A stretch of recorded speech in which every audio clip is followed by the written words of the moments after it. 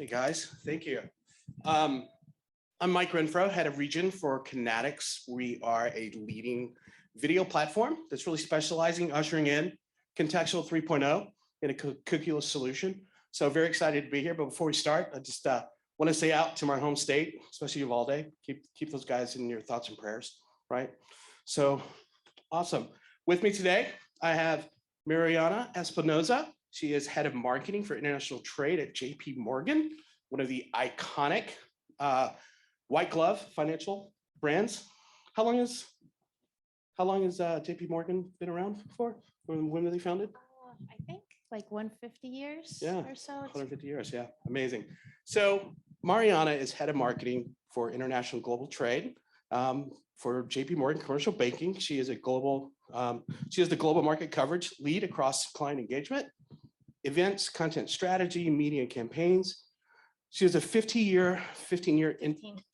What did I say, 50? You said 15. Okay, 15. Industry veteran, having started her career in financial services at SunGard, now FIS. And before leaving to spend 10 years across various other institutions, including MISIS and HSBC, where she most recently was based in London as head of commercial banking for Ireland and Benelux. Mariana joined JPMorgan Chase 2018, right? She's originally from Mexico City, grew up in Nogales, Arizona, currently resides in Chicago with her labradoodle, Dublin, who I met virtually. She holds a bachelor's degree in communications from university. So welcome. Thank you. I'm You're so really welcome. happy to be here. Yeah, good. There's a really kind of fun fact through kind of the COVID. We have our COVID routines at home. You know, we usually go around the block, right? Walk the dog. The fun fact about Mariana is that she lives right across from Lincoln Park Zoo, right? So think about that COVID relief getting out of the apartment. So what's your favorite animal over there? So I usually go right for the gorillas because they're so close, but they recently welcomed a lion cub at Lincoln Park Zoo, and he's been behind the scenes these last couple months, but they're bringing him out this weekend. So I'm excited to go see like the little baby lion. That's fantastic. It's kind of like the circle of life, right? Yeah, circle of life. Good. All right, let's jump into it. So Mariana, describe your role at Jpmorgan. Sure. So as it was mentioned, I'm the market coverage lead for our international business and commercial banking. So it's really, if you think about multinational corporations, that's who we bank, no matter where they are in the world. And so as market coverage lead, if you think about an agency model, I would be similar to an account director. I face off with our business heads across the world, the country heads, the guys that lead the business. And I really try to understand what their goals are and how we can create a marketing strategy to really help them reach those goals in their business. And so I lead a team across client engagement events, content, digital, paid media, social, and I'm sort of the face to the business. And then we have a really robust marketing team behind the scenes that create a lot of great campaigns. Oh my gosh, so you run so many kind of entities and divisions. You know, what is kind of the biggest challenge or some of the current challenges you're currently facing, or the single most, right? Well, I would say the single most challenge in operating internationally is you have to have a pulse on what's going on and really understand the global market. So the last few years, especially now, the global environment is really dynamic and it impacts different regions in different ways, and it can impact your clients. So just being top of mind, there's definitely, I do a lot of reading every day to make sure that I'm well versed in what's going on in the global landscape. But then being in Chicago, being in the US as a marketing team covering international stakeholders, the biggest challenge is not being able to have that FaceTime with them. Yeah. So over the pandemic, it was really great with Zoom. Some days I'll have 6 a.m. meetings that have to be on video. Some days I'll have 8 p.m. meetings with APAC, but that's really part of the job. But now that everything's opening up and people are meeting in person, I have to be very thoughtful in how I can reach my business stakeholders just to make sure that marketing's top of mind. Got it. So you're running into a lot of more privacy laws, you know, over there, you know, especially the EU and everything like that. So how do you reach those kind of international clients like that? Yes, that's definitely another challenge of marketing internationally is being mindful of all the regulations and of course, wherever we're operating, we try to understand how we can reach the clients, what are the privacy laws, GDPR, but then also different regulations in APAC. So we have a team that help us assess the risk and the rules of the road. So to make sure we don't misstep. By working alongside some of our partner agencies, our business, and then understanding what our clients are. So are they mostly on social? Yeah. Are they on email? It's just it varies. It definitely varies by country. Got it. Yeah, I can imagine, especially when you start getting to kind of the Asian APAC and that type of region and everything. So what emerging trends really is your team really embracing? Being a US marketer, right? Some would say going into a new country or international country, you would be more looked at as a challenger brand, but the brand equity that Jpmorgan has, right? It's still that behemoth, solid rock type financial company. So how do you get your really get your corporate messages out and services out to these international audiences in different countries? So our firm has been global for many, many years. In some countries, as long as 100 years or 50 years. So we're really are established global company. However, like you mentioned at the beginning of your presentation, was Jpmorgan is a white glove investment bank, and of course we are that. But the market that I cover is more of the middle market companies that really need commercial banking. They need treasury solutions. They need expertise and how to enter new markets. And so the trends that we're driving for is just driving awareness that not only are we a large investment bank, but also in the countries where we're local, we speak their language, we know their culture, we can bank them, we're not too big to bank them. So we definitely care about, your German middle market company as much as, a larger corporation. Okay, fantastic, well, good. What country is really one of the hardest to translate your corporate message into? I always wanted to ask that to a marketer. So, well, English is in general the language of business. Yeah. Mostly across the world, there are countries where local language is really important.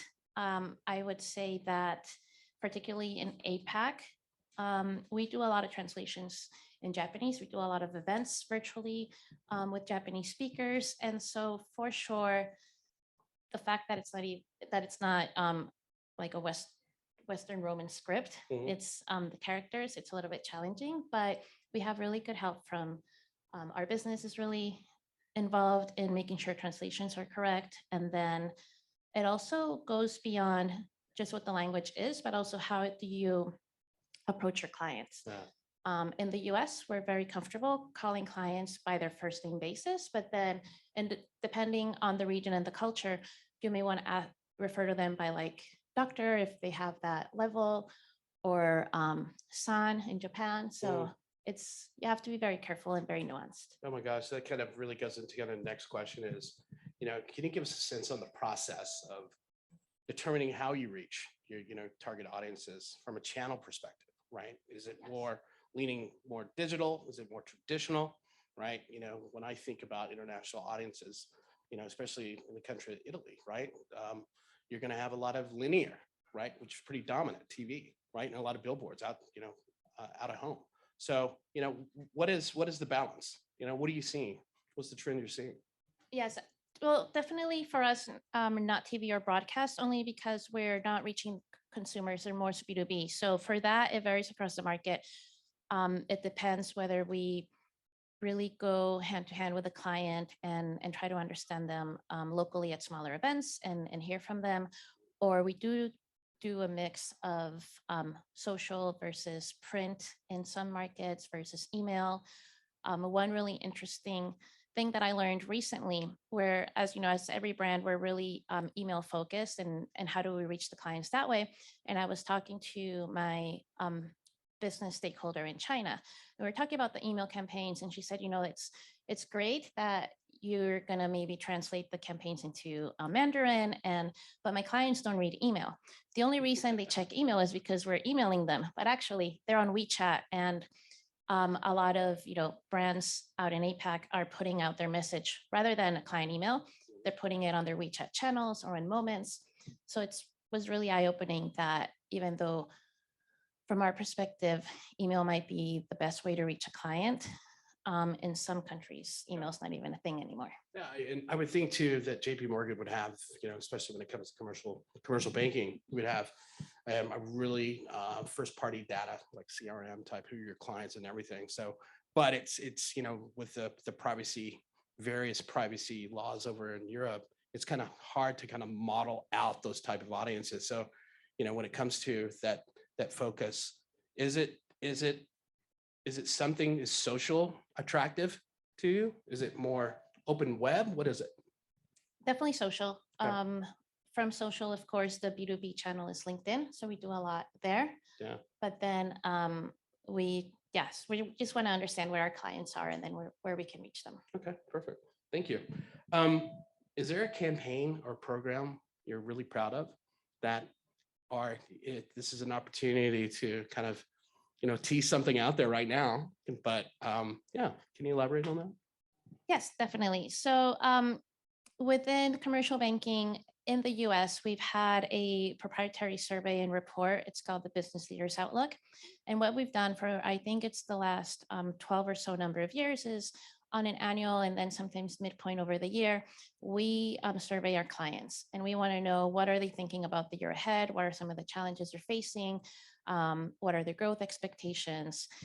And from that proprietary data, we launch a report, and then we use that report as the base for a lot of Halo content that we can put out. And so as we've expanded internationally, and with the goal of letting global markets know that we're local and we can bank commercial clients, we've expanded the BLO program. We call it BLO, but the Business Leaders Outlook program, to a few countries. We've published reports for Germany, UK, and France, and then working on publishing a few more markets coming soon. So it's been really great to take a very successful campaign that happened in the US and seeing how we can adapt it and localize it. And then and the answers or the results from the survey do vary very much of like what UK companies are thinking versus French companies versus German. It's really interesting. Although they're all in Europe, they have different concerns that we've been covering. Yeah, I could definitely see that. How many brands are in the room that really are currently working on within international markets? Show of hands. Fantastic. Thank you. I want to do a rapid fire with Mariana, right? So get ready. I don't think you've seen this, but just give one word answer to the below. When I ask these questions, you can word maybe. Yes, you can. Okay, you ready? Yes. Which strategy has been the most effective for you in 22? Client focus. Client focus, meaning knowing your audience? Or?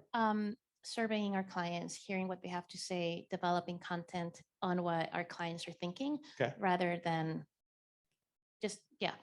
So you're pushing out content. Very cool. Yes. All right. What is one strategy you hope to test in 23?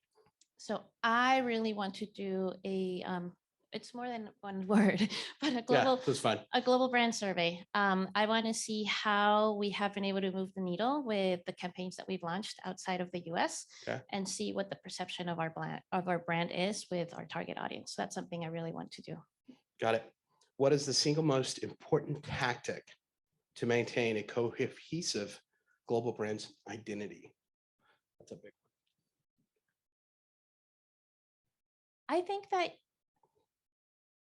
it's also more than one word, but yeah, whatever your organization's internal structure and working and teams and alignment is, you have to show a unified front, because your client doesn't know what team or what department you're in. They just want to know that you're able to serve them. Yep. And so not bringing your internal structure externally, Okay. I would say. Good.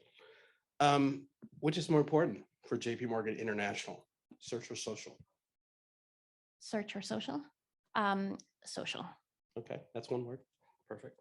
What's the okay? We talked about. I think you mentioned, but what is the hardest language to translate your advertising in? Would that be? It would be Japanese, but also second would be French. And that's only because there's a lot of different tones of voice in the French language that you could use. So even though it's technically correct, it might be nuanced depending on who's reading the piece that you want to translate. Okay, fair enough. All right. This is a fun one. All right. Being from Mexico City, what is your favorite restaurant in Mexico City? Oh, in Mexico City. Mhm. So there's this, I love tacos. Okay. And there's a really good taco chain called El Califa. So they do like really a bit higher end tacos al pastor, but it's Oh, quite really? good. El Okay. Califa. Good. I'll share my fajita recipe with you. I think I did last night. Yeah. Yes, over but dinner, now I sure have did. to make it. Okay, good. This is the closing question before we open it up to Q&A. But what do you want to be remembered for? I just love this question. In my professional life? Our personal. Well, I think I just want to be known for having a passion for what I do. And I've been in the international business scape about 8 out of the 15 years of my career. Mhm. And I really think that I found my niche. Okay. So I'm just really passionate about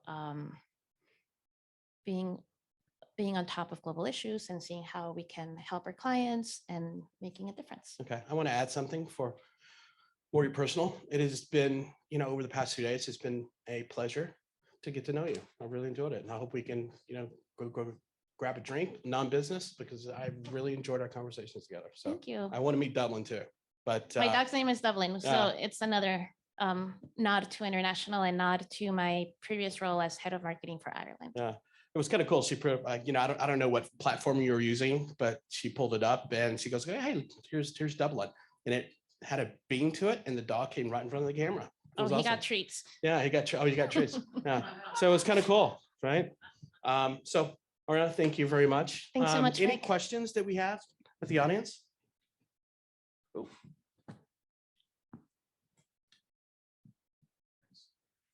So the survey that you mentioned, you're getting a lot of insights about the voice of your customer. Do you guys have tactics internally to share that with operations or with the sales teams to identify issues and then put in corrective measures to address them? Well, we do have a readout of the survey results with our key business stakeholders that are in the country. And so they do know overall what the market is concerned with, whether it's supply chain issues or, inflation or rising energy prices. So at that macro level, for sure, we have a good pulse, and then that can translate into what should we have conversations with our clients about. When it comes to more of that servicing client experience, there are other teams that work on that angle, and for sure that's addressed. But I'm just not on that side of it. Any more? One last one. Awesome. Thank you, Mariana. Thanks so much, Thank you Mike. guys Thank for you, having us. everyone.